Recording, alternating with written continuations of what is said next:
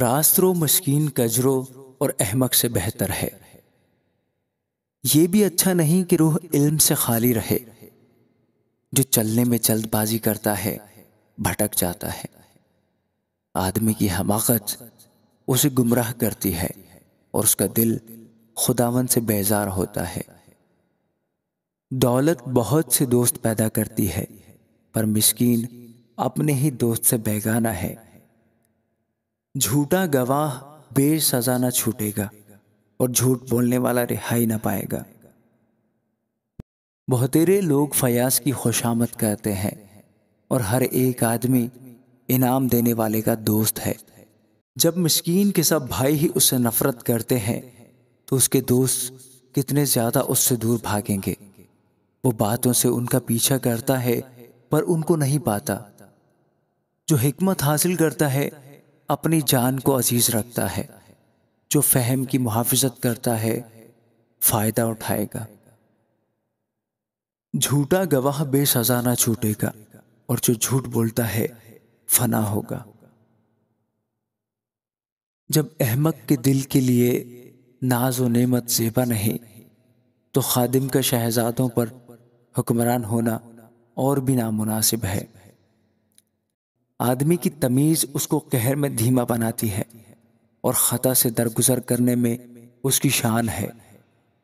بادشاہ کا غضب شیر کی گرج کی مانند ہے، اس کی نظر عنایت گھاس پر شبنم کی مانند۔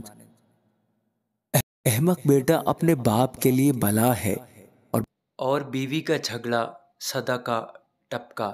گھر اور مال تو باپ دادا سے میراث میں ملتے ہیں، لیکن دانش مند بیوی خداوند سے ملتی ہے۔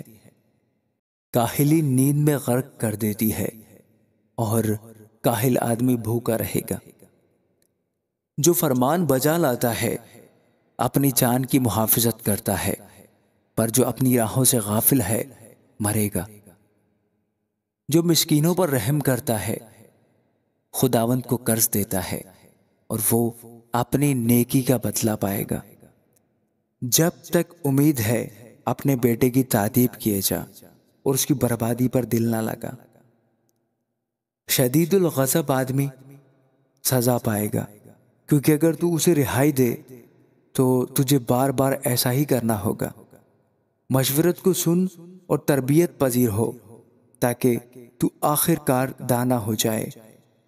آدمی کے دل میں بہت سے منصوبے ہیں، لیکن صرف خداوند کا ارادہ ہی قائم رہے گا۔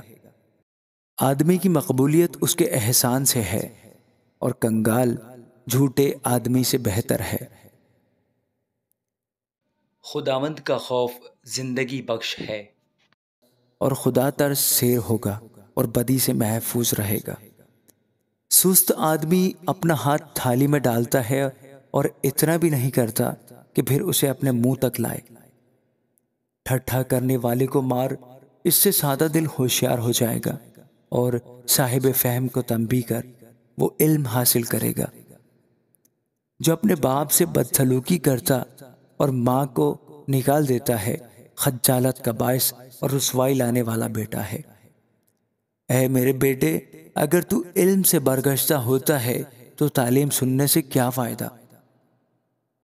خبیث گواہ عدل پر ہنستا ہے اور شریر کا منہ بدی نکلتا ہے۔ ٹھٹھا کرنے والوں کے لیے سزائیں ٹھہرائی جاتی ہیں اور احمقوں کی پیٹھ کے لیے کوڑے ہیں۔